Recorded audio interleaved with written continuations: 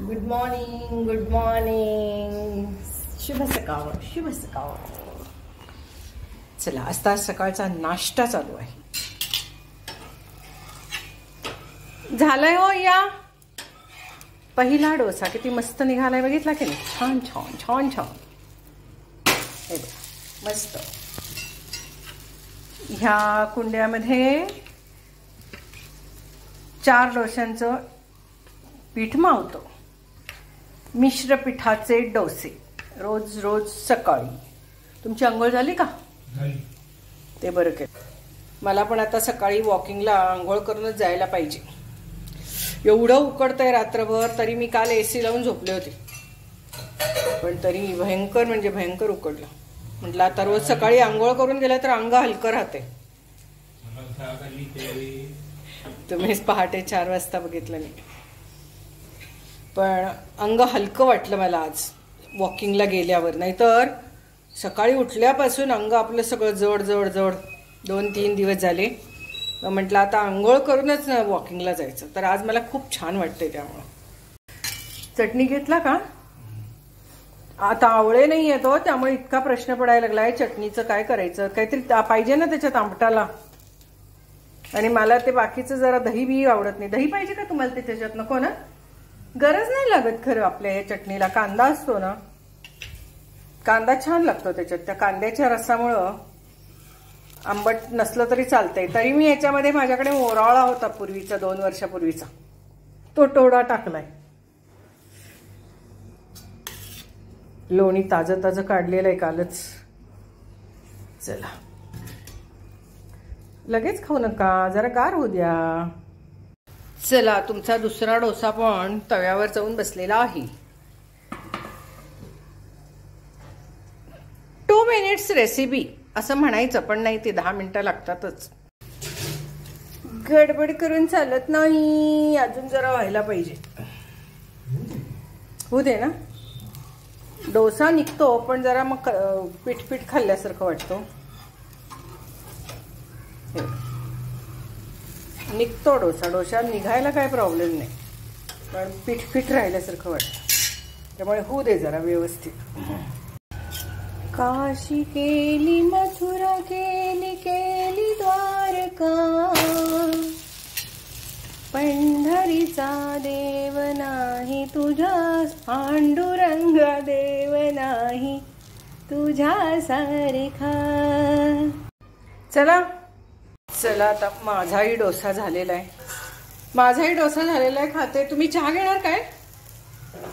अलीकडे तुम्हीचं चहावरचं काय की कमी झालंय, म्हणून म्हटलं. घेणार का? नाही, ठीक आहे. चहा ठेवलाय. आता डोसा खाऊया आपण.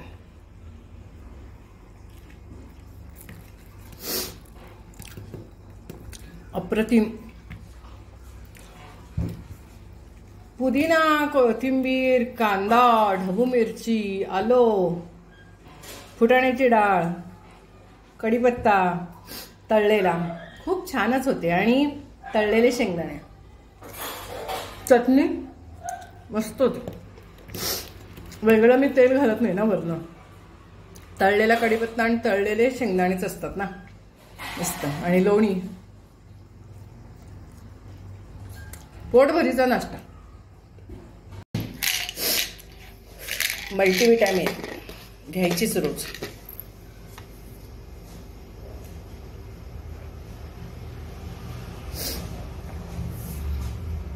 आता चहा प्यायला की जरा निवांत बसायचं, कारण सकाळी उठायचं, फिरून यायचं, नाश्ता पाणी करायचा, तेवढी सुद्धा हल्ली दगदग वाटते.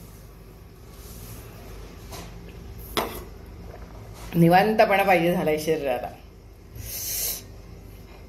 आणि निवांतपणा आहेच की, मिळवून घेतलायच की मी. कढीपत्ता काढून आणणार आहे.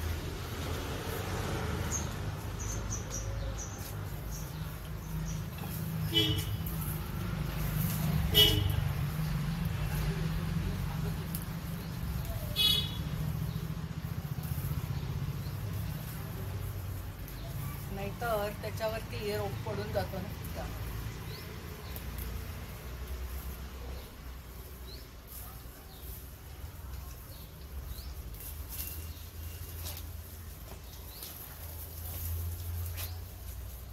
आता हा पाण्यात भिजत घालायचा, घाण आहे ना.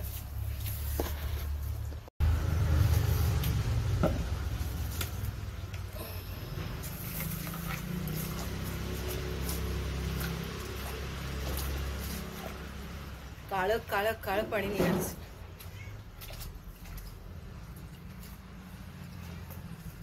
हे सगळं आता झाडाला घालून ठेवायचं पाणी.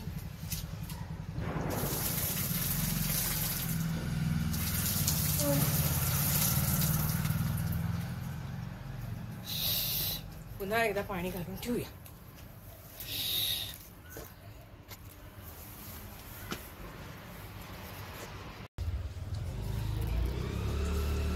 जरा झाडाला पाणी घालूया. हे बघा कसं वृक्ष वृक्ष झालंय सगळं. फुलं तर आहेत सुंदर, फक्त पांढरी फुलं. अरे वा, मस्त मस्त फुलोरा यायला लागलाय की. आता भरतंय सगळं झाड ह्याच्यासारखं, हिमालयातल्या बुर्रासासारखं. हे बघा किती सुंदर. काढा स्क्रीनशॉट. निळं निळं आकाश, हिरवी गर्द वनराई, बदामाचं झाड. वर्षातनं 4 वेळा पाला पडतो, पण एवढं सुंदर दिसतं ना.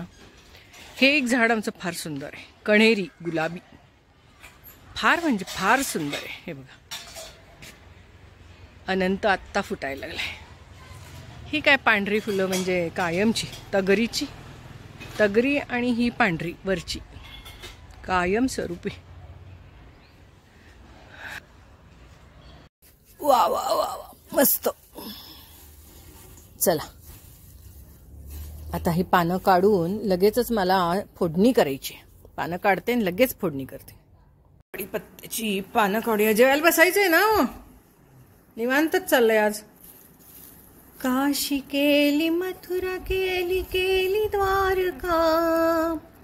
पांडुरंगा देव नाही तुझ्या सारखा. दुम दुमला रे देवा तुझा दरबार. टाळ मृदुंगाचा होतो गजर. असा सुख सोहळा नाही बर का. पांडुरंग देव नाही तुझ्या सारखा. दुम दुमले रे देवा तुझी पंढरी. दिंड्या पताकांची होते घाई. असा सुख सोहळा नाही बर का. पांडुरंग देव नाही तुझ्या सारखा. काशी केली, मथुरा केली, केली द्वारका. पांडुरंग देव नाही तुझ्या सारखा. चला कढीपत्ता पण काढून झाला. चला आता जरा वाऱ्याला ठेवते. हे जेवण करून घेते आणि मग फोडणी करून ठेवते. चला मल्टीटास्किंग.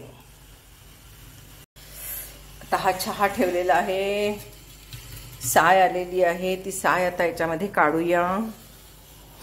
इथे तेल ठेवलेलं आहे. हे पुढच्या 8-10 दिवसांसाठी मला ही फोडणी तयार करून ठेवायची आहे. शेंगदाणे आणि कढीपत्ता घातलेली मस्तपैकी. इथे हा फोडणीचा डबा. आता हे तेलामध्ये मोहरीचे दाणे वगैरे घालूया. मी याच्यात फक्त मोहरीचे दाणे, हळद, हिंग, कढीपत्ता आणि शेंगदाणे एवढंच घालणार आहे. जिरे घालणार नाही आहे. मगाशीच काकांनी साय काढलेली दिसते, परत साय आली. सारखी साय येते, जेवढ्या वेळेला साय येईल तेवढी ती काढायची. माझं महिन्याला 1 किलो लोणी निघते. दूध, दही काही जास्त खाल्लं जात नाही. ताक मला रोजचं ह्याला लागतं, डोश्याला लागतं. लोणी बघा किती. आणि मग नंतर तूप, 1 किलो तूप निघतंय माझं छानपैकी. म्हणजे 1 किलो नाही, पाऊण किलो निघते माझं. कारण की जवळजवळ पाव किलो लोणी खाल्लं जातं ना आमचं. तर चला पुढचं काम.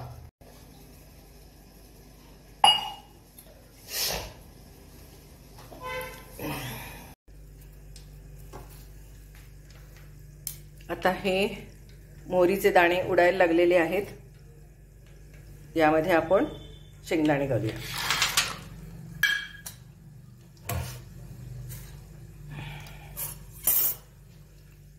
छान शेंगदाणे असे तळले गेले पाहिजेत त्याच्यात मस्तपैकी.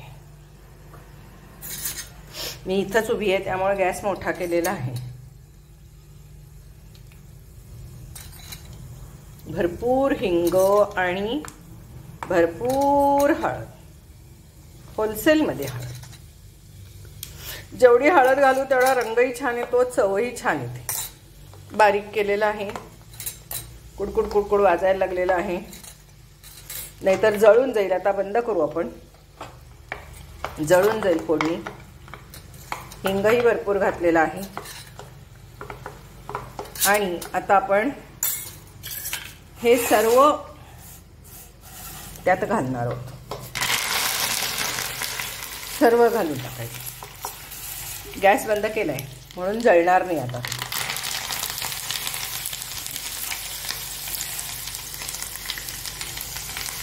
सकाळीच आपण काढून ठेवलेलं आहे दुपारी. त्यातलं पाणी पूर्ण गेलेलं आहे. कढीपत्त्यातलं वाळलेला आहे तो.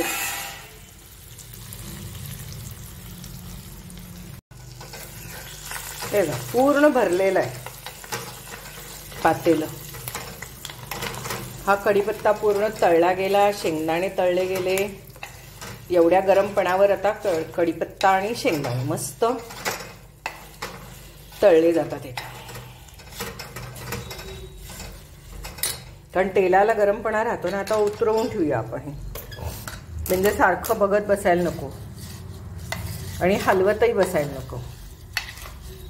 एकदम सुंदर वास आलेला आहे खमंग हिंगाचा.